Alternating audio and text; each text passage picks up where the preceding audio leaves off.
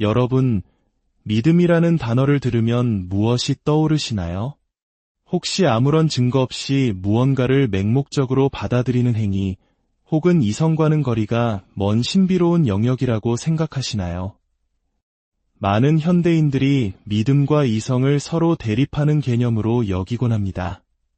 하지만 오늘 우리는 이 오래된 오해에 대해 깊이 탐구하며 믿음과 이성이 어떻게 서로를 보완하고 완성하는지, 특히 기독교 신앙 안에서 그 관계가 어떻게 빛을 발하는지에 대한 여정을 떠나보려 합니다. 이 지혜로운 여정을 시작하기에 앞서 잠시 여러분의 귀한 손길을 부탁드립니다. 이 영상에 좋아요를 누르고 공유하는 것은 단순히 숫자를 늘리는 것이 아닙니다. 그것은 이 희망의 메시지가 필요한 다른 영혼에게 닿게 하는 귀한 사역의 동참입니다. 여러분의 구독은 저희가 이 빛을 계속해서 비출 수 있는 큰 힘이 됩니다. 이 작은 섬김을 통해 주님의 은혜가 더 널리 퍼져나가기를 소망하며 이제 이야기의 문을 열겠습니다. 우선 믿음이라는 단어가 가진 두 가지 의미를 명확히 할 필요가 있습니다. 이것이 많은 혼란의 시작점이기 때문입니다. 첫째, 믿음은 기독교 신앙, 이슬람 신앙, 유대교 신앙처럼 하나의 종교체계, 즉 우리가 믿어야 할 교리 전체를 의미합니다. 이것은 객관적인 믿음의 내용입니다. 둘째, 믿음은 주관적인 신뢰 행위를 의미합니다. 이것은 나의 믿음, 당신의 믿음처럼 개인적인 신뢰와 헌신을 가리킵니다. 우리가 아내나 친구를 믿고 주식시장의 가능성을 믿는 것처럼 말이죠. 심지어 지금 여러분과 제가 앉아있는 이 의자가 무너지지 않을 것이라고 믿는 것, 이 또한 믿음의 한 형태입니다. 이처럼 믿음은 우리 일상에 깊숙이 스며들어 있는 보편적인 경험입니다. 라틴어 피데스에서 유래한 이 단어는 충실함, 신뢰라는 근본적인 의미를 담고 있습니다. 문제는 많은 사람들이, 특히 일부 무신론자들이 믿음을 증거 없이 믿는 것이라고 정의하며 종교만의 전유물인 것처럼 왜곡한다는 점입니다. 하지만 생각해 보십시오. 증거에 기반하지 않은 믿음, 즉 맹목적인 믿음은 얼마나 위험할 수 있습니까? 만약 은행에 대출을 받으러 가서 아무런 담보나 증거 없이 그냥 저를 믿어주십시오라고 말한다면 은행원이 과연 돈을 빌려줄까요? 당연히 아닐 겁니다. 우리의 일상은 이처럼 증거에 기반한 신뢰, 즉 이성적인 믿음으로 가득 차 있습니다. 저는 어린 시절 기독교 신앙을 삶의 진리로 여기며 살아가는 부모님 밑에서 자랐습니다. 부모님은 기독교가 단지 유용한 삶의 방식일 뿐만 아니라 객관적인 진리라고 굳게 믿으셨습니다. 저는 그분들의 삶 속에서 하나님을 향한 굳건한 신뢰가 어떻게 삶을 의미 있고 풍요롭게 만드는지를 매일 목격했습니다. 부모님은 그들의 믿음에 대한 분명한 이유들을 가지고 계셨습니다.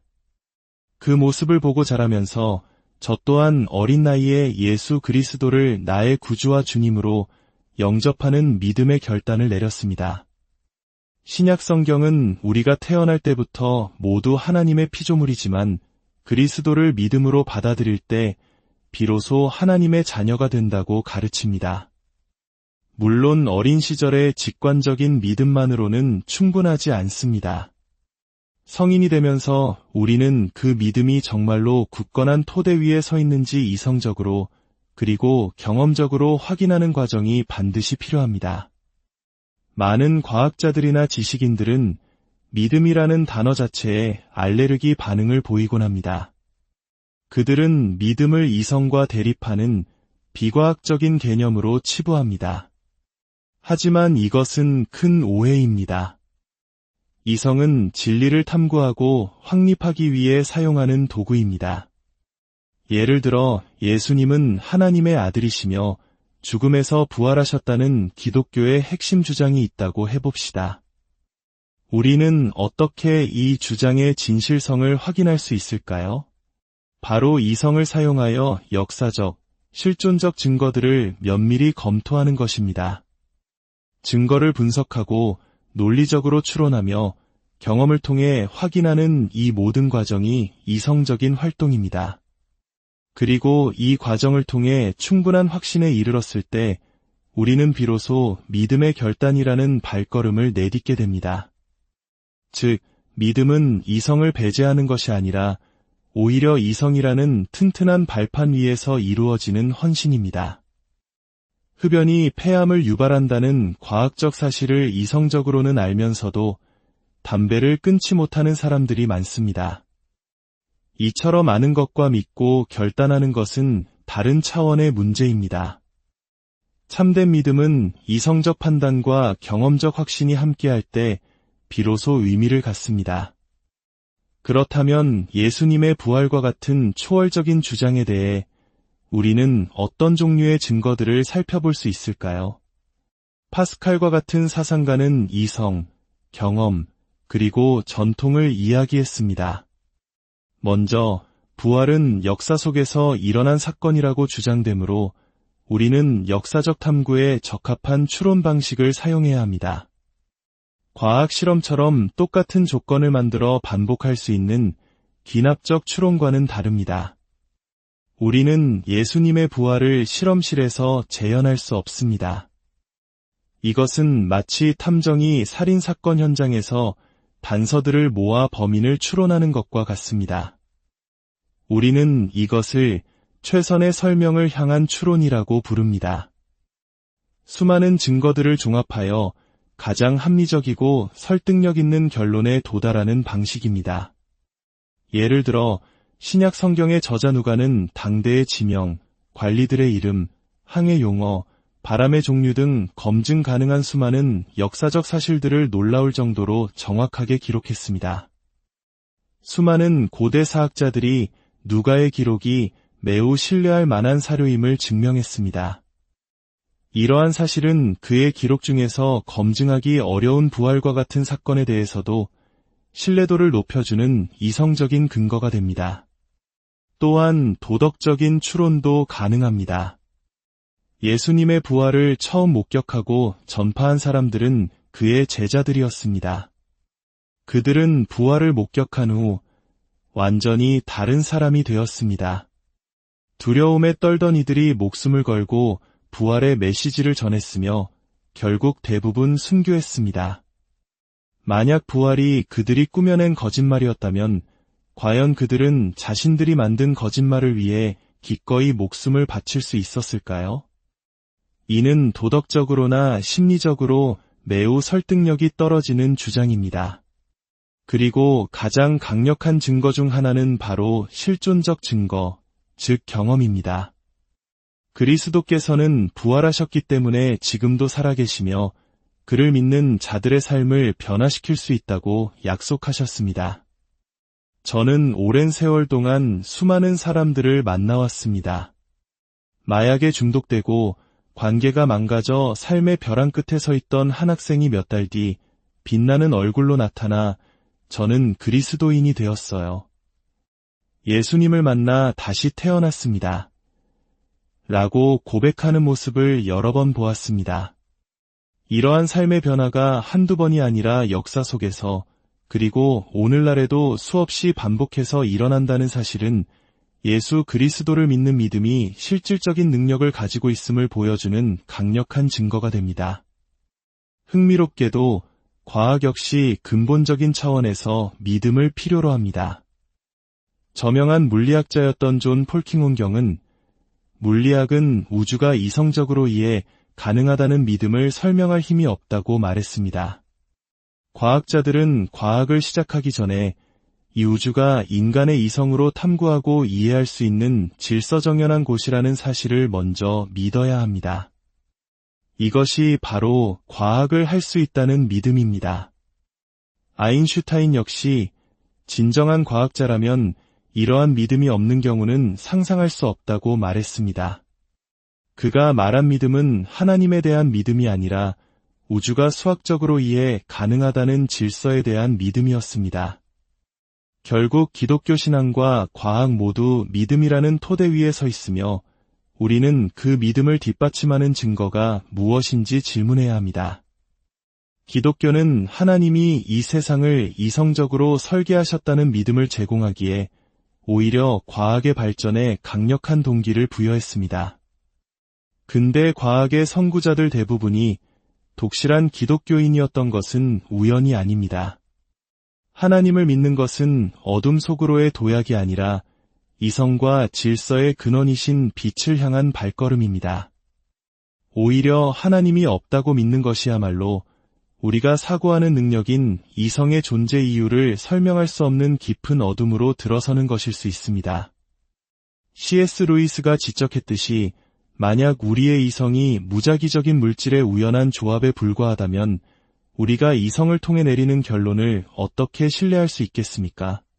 우리의 이성적 사고 능력을 증명하는 과정 자체에 이미 이성을 사용하고 있다는 사실은 이성이 단순한 물질적 현상을 넘어선다는 강력한 증거입니다.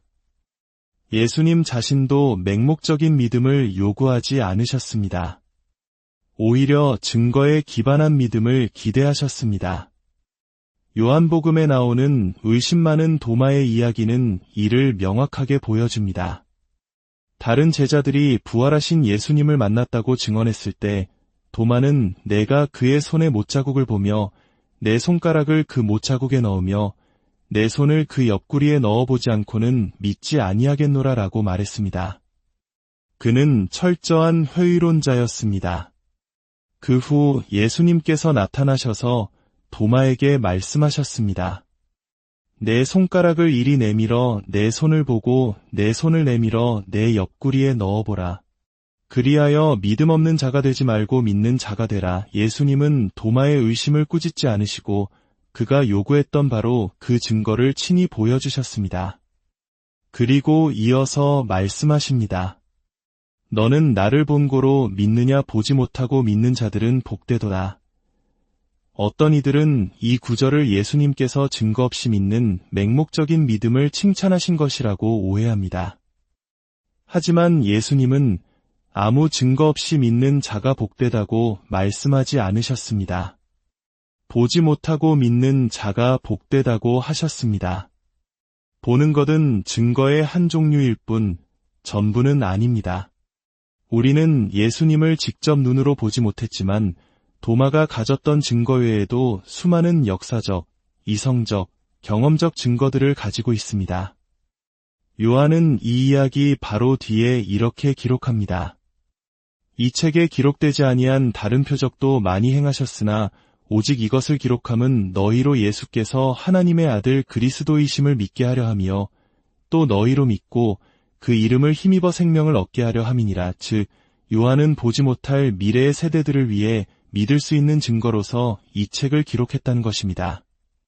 사랑하는 여러분, 혹시 마음속에 풀리지 않는 질문들, 영적인 공허함으로 힘들어하고 계신가요? 많은 젊은이들이 오늘날 물질만능주의와 허무주의 속에서 삶의 의미를 찾지 못해 방황하고 있습니다. 우리가 그저 우주의 먼지나 하찮은 존재에 불과하다는 메시지는 우리의 마음 깊은 곳에 있는 진실과 부딪힙니다. 기독교의 메시지는 바로 이 지점에서 시작됩니다. 우리 모두가 부족하고 실수를 저지르며 때로는 삶을 엉망으로 만들기도 한다는 사실을 정직하게 인정하는 것에서부터 말입니다. 그리고 우리 자신의 힘만으로는 이 문제를 해결할 수 없다는 것을 고백하게 합니다. 기독교 메시지의 위대함은 바로 여기에 있습니다. 하나님께서 이 문제를 해결할 길을 마련해 주셨다는 것입니다. 예수 그리스도께서 십자가에서 우리를 위해 죽으심으로 우리가 짊어진 죄책감과 허무함의 짐을 대신 짊어지셨습니다. 이것이 처음에는 이해하기 어려울 수 있습니다.